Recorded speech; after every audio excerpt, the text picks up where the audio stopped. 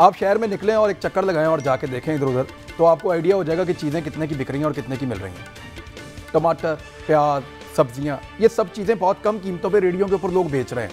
लेकिन जैसे ही आप किसी स्टोर में घुसते हैं या किसी मेन बड़ी दुकान के ऊपर जाते हैं, तो वैसे ही इन चीज़ों की कीमतें 3-4 गुना बढ़ जाती हैं। इनको कंट्रोल करने की रिस्पॉन्सिबिलिटी सूबाई हुकूमतों की है। यानी लोगों को चीज़ें सस्ती मैसर हैं, लेकिन उनकी जेब पे डाका डाला जा रहा है और एक माफिया लोगों को लूट रहा है। महंगाई की एक बहुत बड़ी वजह यह भी है, और ये आज प्रैक्टिकली मेरे एक दोस्त हैं, उन्होंने ये सारा जायजा लेने के बाद मुझे बताया। उन्होंने कहा मैं कई इलाके फिरा हूं और मैंने जाकर देखा कि जो रेडियो के ऊपर सामान मिल रहा है, वही सामान जब किसी और दुकान पे जाता है तो दुगना तिगना और 3-3, 4-4 गुना कीमत पे मिल रहा है। और जो लोग वहां से खरीद कर ले जाते हैं वो घर जाके रोते हैं कि महंगाई बहुत ज्यादा बढ़ गई है। तो इस तरीके से मसनूई महंगाई और चीजों की किल्लत पैदा की जाती है। अब ये सूबाई हुकूमतों की जिम्मेदारी है। बहरहाल पंजाब में तो हुकूमत बिल्कुल बुरी तरह फेल है और वो महंगाई को कंट्रोल करने में हुकूमत का बिल्कुल साथ नहीं दे रही। वफाकी हुकूमत का या इमरान खान साहब का साथ बिल्कुल नहीं दे रही, और ये एक वजह है महंगाई बढ़ने की। पाकिस्तान में कुछ चीज़ें अच्छी हुई हैं। पाकिस्तान में ग्रोथ बेहतर हुई है, जो शरह नमू है उसके बारे में आदाद शुमार बेहतर हुए हैं। फॉरेन रेमिटेंसेस जो है वो रिकॉर्ड मौसूल हो रहे हैं, लगभग 1 साल हो गया है और अब तो ये बहुत ज़्यादा बढ़ गए हैं। रिकॉर्ड टैक्स कलेक्शन हुई है पाकिस्तान में कोरोना वायरस के बावजूद, और कोरोना वायरस से अल्हम्दुलिल्लाह पाकिस्तान अल्लाह ताला की मदद से, सबसे पहले तो अल्लाह ताला की मदद है, उसके बाद ह्यूमन एफर्ट है, लेकिन पाकिस्तान काफ़ी हद तक महफूज रहा है। और हमारे साथ अल्हम्दुलिल्लाह वो नहीं हुआ जो खित्ते के कुछ ममालिक के साथ, ख़ास तौर पे भारत के साथ हुआ है। इस वक्त भारत जो है वो बदतरीन अपने दौर से गुजर रहा है, और उसकी जो माशी सूरत हाल है, उसके आदाद शुमार अगर आप पढ़ें तो आप हैरान हो जाएंगे जो कुछ भारत के साथ हो रहा है। लेकिन पाकिस्तान में सूरत हाल कुछ बेहतर है, और इस पे वज़ीर-ए-आज़म इमरान खान साहब को एक मुसीबत और बड़ा चैलेंज उनकी अपनी पार्टी के अंदर से है। अपोजिशन तो तनकीद कर रही है, रोज़ाना कोई ना कोई लड़ाई चल रही है। दूसरी जानिब जो जहांगीर तरीन साहब हैं वो अपना दबाव बढ़ाते चले जा रहे हैं, क्योंकि उनके पास एक मौका है कि बजट के मौका पर हुकूमत को ब्लैकमेल किया जा सके, बजट के मौका पर हुकूमत को दबाया जा सके। तो वो इस मौका को हाथ से जाने नहीं देंगे, और वो ये चाहते हैं कि बजट से पहले, ऐसा मुबैना तौर पे ये खबरें आ रही हैं कि वो चाहते हैं कि बजट से पहले उनका मामला रिजॉल्व हो, लेकिन हुकूमत चीज़ों को लिंगर ऑन कर रही है। अब उनका आज का स्टेटमेंट है कि मुझ पर बेबुनियाद इल्ज़ामात लगाए गए, हर पेशी पर नई तारीख मिल जाती है।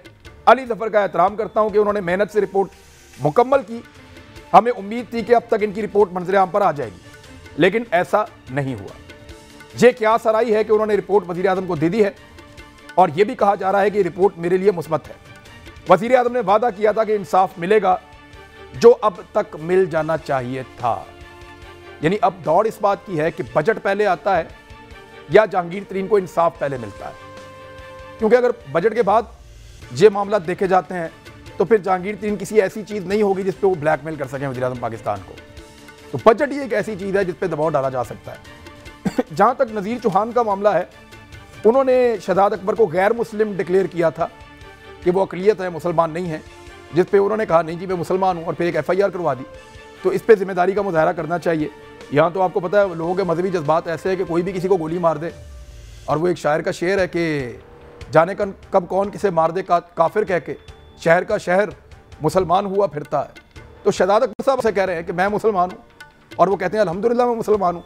तो उनको जो है वो गैर मुस्लिम डिक्लेयर करके जो है वो एक MPA हैं, उन्होंने कहा कि मैं उन्हें गैर मुस्लिम डिक्लेयर करता हूँ अक़लियत, और उसके बाद उनके ऊपर एक FIR हुई और फिर उन्होंने जाके गिरफ्तारी की। अब यहाँ से मामला दोबारा जो है वो बिगड़ जाता है। ये जो अपना इन्होंने फिगर्स दे रहे हैं और अपना जो तरीन साहब, शौकत तरीन साहब भी अपनी प्रेजेंटेशन दे रहे हैं। देखें ये जो प्रेजेंटेशंस हैं ये सिर्फ जो कि बड़े हाई ग्रेड इकोनॉमिस्ट हैं, they might be able to understand and appreciate. ये मोस्ट ऑफ द पॉलिटिशियंस जो हैं उनको भी ये फिगर्स वगैरह अंडरस्टैंड नहीं कर पाते, because that is not their subject. Their subject is the politics of the country.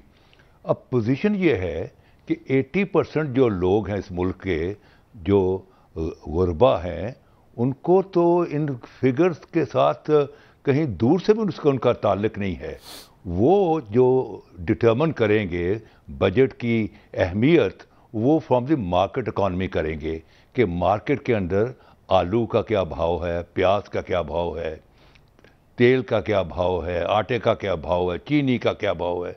अगर वो भाव जो हैं उसकी जो अपनी जो खरीदो फरोख्त की जो कैपेसिटी है, जो उसको पे मिल रही है, अगर उसके अंदर हैं तो then he will be appreciative of that budget provision. अगर नहीं है तो then he is very very upset. तो चीज़ ये है कि दो चीज़ें इस बजट ने शो करनी है जो कॉमन मैन जो है, एक तो जॉब्स जो हैं वो they are virtually have come to a grinding halt. तमाम मिनिस्ट्रीज में चेक लगा हुआ है। अब जब तक वो जॉब नहीं निकलते तो जो पढ़ा लिखा तबका है जो कि बड़ा वॉलेटाइल हो सकता है, बिकॉज ही अंडरस्टैंड उसके राब्ते भी हैं और वो लीडरशिप भी प्रोवाइड कर सकता है अपने महल्ले में, तो वो अगर पुरसकून ना हुआ बजट के प्रोविजन से तो वो budget will be not of a much advantage. बेहतर तो ये है कि ज़ाहिर बात है मुझसे उम्र में भी बड़े हैं, तजर्बे में भी बड़े हैं, मैं मशवरा तो नहीं दे सकती हूँ, लेकिन मैं ये ज़रूर कह सकती हूँ कि जिस तरह वो अपने मुकदमात लड़ रहे हैं, कानून का मुकाबला कर रहे हैं और वो उनको जवाब वो खुद दे रहे हैं और देना भी चाहिए। लेकिन जो बैरिस्टर अली ज़फ़र की रिपोर्ट है उसका वेट इसलिए करना चाहिए कि जो बैरिस्टर अली ज़फ़र की रिपोर्ट है और उनको शायद उसके ऊपर ट्रस्ट भी और होना भी चाहिए। जो प्राइम मिनिस्टर इमरान खान ने कमीशन बनाया, देखिए खान साहब एक बात क्लियर कैटेगोरिकली बता दो, बैरिस्टर अली ज़फ़र की रिपोर्ट जहांगीर खान तरीन और उनके साथ जो लोग खड़े हैं वो इसलिए नहीं है कि अगर जहांगीर खान तरीन को वो पॉलिटिकल साइड के लिए जो उनको ये खदशा है कि मेरे साथ पार्टी में कुछ लोग ज्यादती कर रहे हैं, ये उसके लिए तो जरूर, मुझे नहीं पता, ना रिपोर्ट आई है और ना मैंने पढ़ी है, लेकिन बैरिस्टर अली ज़फ़र जो है वो सियासी मामलात हल करने के लिए विद इन द पार्टी के लिए, वो मुकदमात खत्म करने के लिए नहीं है।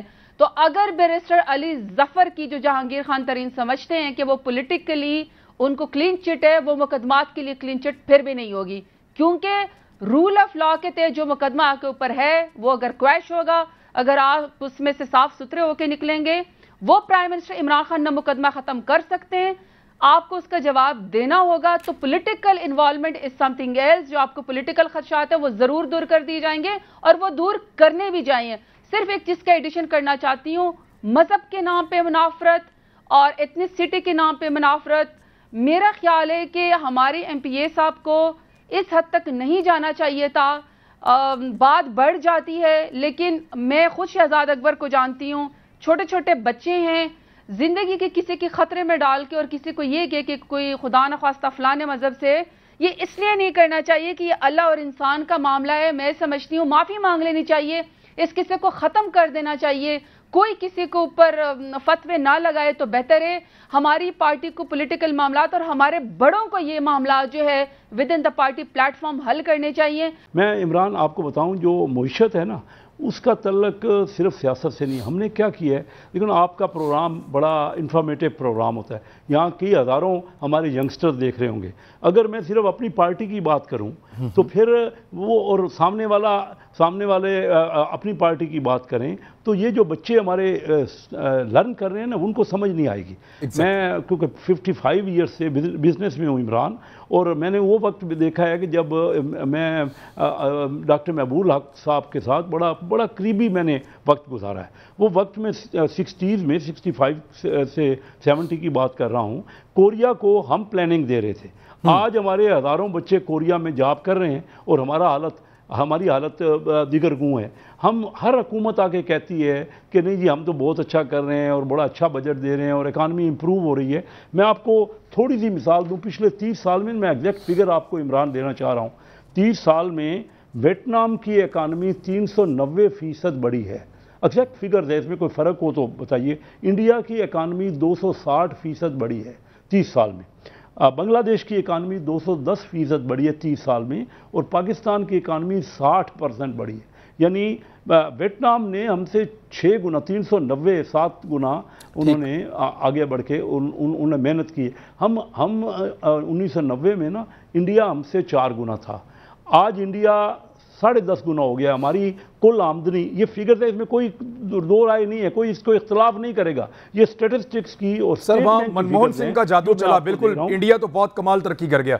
एक वो दौर था और एक आदमी था मनमोहन सिंह, उसने बहुत काम किया। जी देखिए जी आज इंडिया देखिए ना 3000 अरब डॉलर की उनकी इकानमी खड़ी है और हम 290 पे हैं। तो हम बातें करते रहे, मैं देखिए ना, मैं इस वक्त की एक पार्टी को रिप्रेजेंट नहीं कर रहा, मैं मुल्क की बात कर रहा हूँ, अपने पॉपुलेशन की, अपने बच्चों की बात कर रहा हूँ। हम सबको मिल के ना पहले दिन ही मियाँ शहबाज शरीफ साहब ने कहा कि आइए बैठ के चार्टर ऑफ इकानमी करें।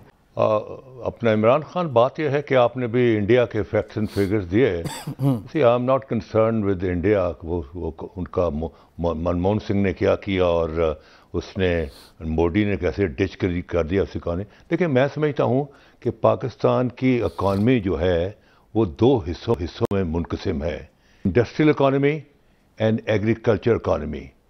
और आपकी इकॉनमी के जो शॉक ऑब्जर्वर्स हैं वो आपकी एग्रीकल्चर इकॉनमी में हैं, क्योंकि जिस मुल्क के दाने अपने हों उसकी कौमी आज़ादी को नहीं छीन सकता।